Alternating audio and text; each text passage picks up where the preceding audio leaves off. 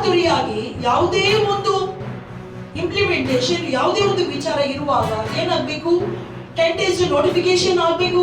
ಇವರು ಮಾಡಿದಾರ? 10 days notification ಕೊಟ್ಟಿಲ್ಲ. ಒಮ್ಮೆಲೆ ಒಂದು ಸ್ಪೆಷಲ್ ಸೆಷನ್ಗೆ ಕರೆ ಕೊಟ್ಟು ಇವರು ಕರೆಸಿದ್ದಾರೆ.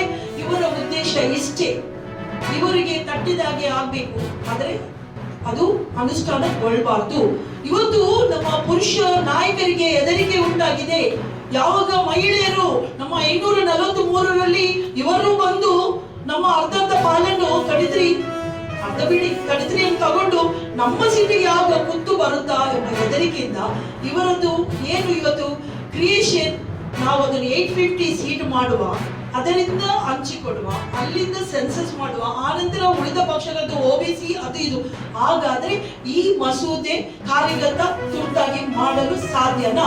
ಈ 2 ಅಂಶಗಳನ್ನು ಮಹಿಳಾ ಮೀಸಲಾತಿಗೆ ಜೋಡಿಸಿದರೆ ಇಂಪ್ಲಿಮೆಂಟೇಷನ್ ಸಾಧ್ಯನಾ ಅಂತ ನಾನು ನಿಮ್ಮಲ್ಲಿ ಕೇಳಿಕೆ ಬಯಸ್ತೇನೆ.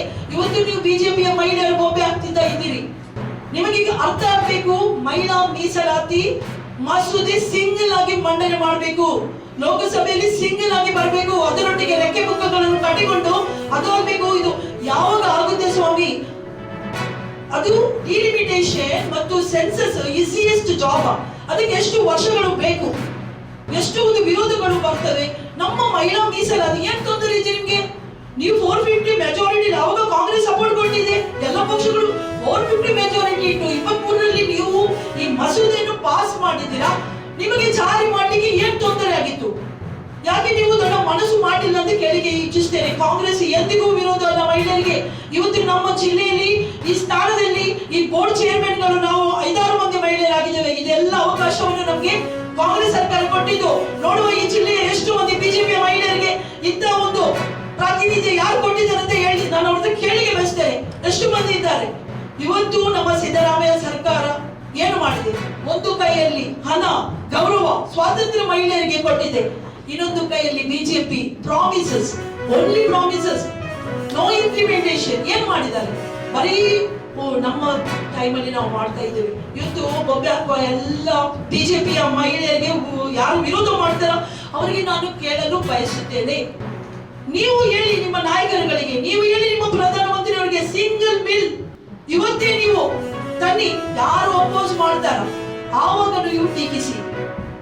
ಕಾಂಗ್ರೆಸ್ ಎಂದಿಗೂ ಹೇಳಿಲ್ಲ ಮಹಿಳಾ ಮಸೂದೆಗೆ, ಯಾವಾಗಲೂ ವಿರೋಧ ಮಾಡಿಲ್ಲ. ಮೊನ್ನೆ ನೀವು ಸೆಷನ್ ನೋಡಿದ್ರಿ, ವಿರೋಧನೆ ಮಾಡಿಲ್ಲ.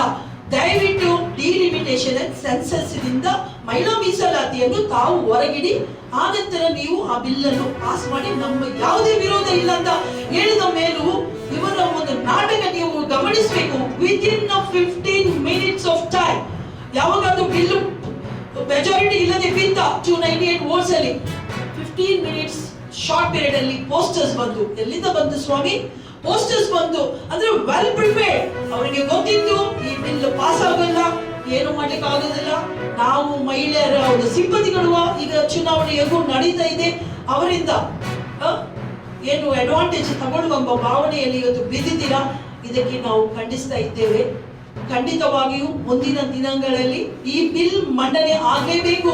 ನಮ್ಮ ಕೈಯಲ್ಲಿ ಕೀ ಇದೆ, ಉಪಯೋಗಿಸುವ ನಮಗೆ ಡೋರ್ ಸಿಕ್ಕಿಲ್ಲ. ಆ ಡೋರ್ನ ವ್ಯವಸ್ಥೆಯನ್ನು ನಮ್ಮ ಮಾನ್ಯ ಪ್ರಧಾನಮಂತ್ರಿ ಅವರು ಮಾಡಬೇಕು. ಅವ್ರು ಹೇಳ್ತಾರೆ ಸಬ್ಕಾ ಸಾಥ್ ಸಬ್ಕಾ ವಿಕಾಸ್, ಮಹಿಳೆಯರ ಒಂದು ಏನು ಸಬಲೀಕರಣ ಆಗಬೇಕು. ಈ ದೇಶದಲ್ಲಿ ಮಹಿಳೆಯರು ನಾವು ಅರ್ಧದಷ್ಟು ಪಾಪ್ಯುಲೇಷನ್ ಇದ್ದ ಮೇಲೂ ನಮಗೆ ಈ ಒಂದು ರೆಪ್ರೆಸೆಂಟೇಷನ್ ನಾವು ಸಿಗ್ತಾ ಇಲ್ಲ. ಎಲ್ಲ ಮಹಿಳೆಯರ ಪರವಾಗಿ ನಾವು ಇವತ್ತು ಕೇಳ್ತಾ ಇದ್ದೇವೆ, ಸಿಂಗಲ್ ಬಿಲ್ ಅನ್ನು ನೀವು ಇಂಪ್ಲಿಮೆಂಟ್ ಮಾಡಿ. Already the law has been passed. ಈ ಮಸೂದೆ ನಿಮ್ಗೆ ಏನು ಜಾರಿಗೊಳಿಸಲಿಕ್ಕೆ ತೊಂದರೆ ಇದೆ? ನೀವು ಸರ್ವ ಪಕ್ಷದ ಎಲ್ಲ ಪಕ್ಷದ ಸದಸ್ಯರ ಮೀಟಿಂಗ್ ಕರೀಲಿ ಸ್ವಾಮಿ, ಅವರ ಒಂದು ವಿಶ್ವಾಸ ತಗೊಳ್ಳಿ. ಯಾಕೆ ನಿಮಗೆ ಇದೆಲ್ಲ ಸಾಧ್ಯವಾಗ್ತಾ ಇಲ್ಲ? ಯಾಕೆ ನೀವು ನಾಟಕ ಮಾಡುತ್ತೀರಿ? ಇವತ್ತು ನೀವು ಇಷ್ಟೆಲ್ಲ ಬೊಬ್ಬೆ ಹಾಕುವಾಗ ಜನರು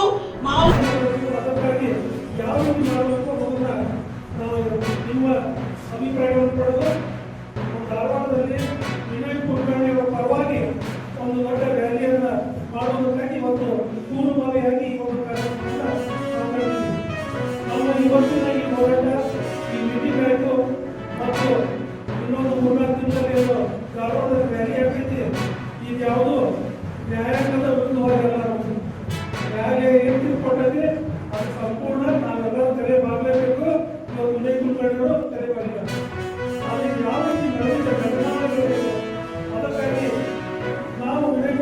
ಜೊತೆ ನಿಲ್ತೀವಿ ಅನ್ನುವಂಥ ಒಂದು ಇನಿಷಿಯೇಟಿವ್ ಇಟ್ಕೊಂಡು ಇವತ್ತು ಈ ಮೀಟಿಂಗ್ ಕರೆದಿದ್ದೀವಿ.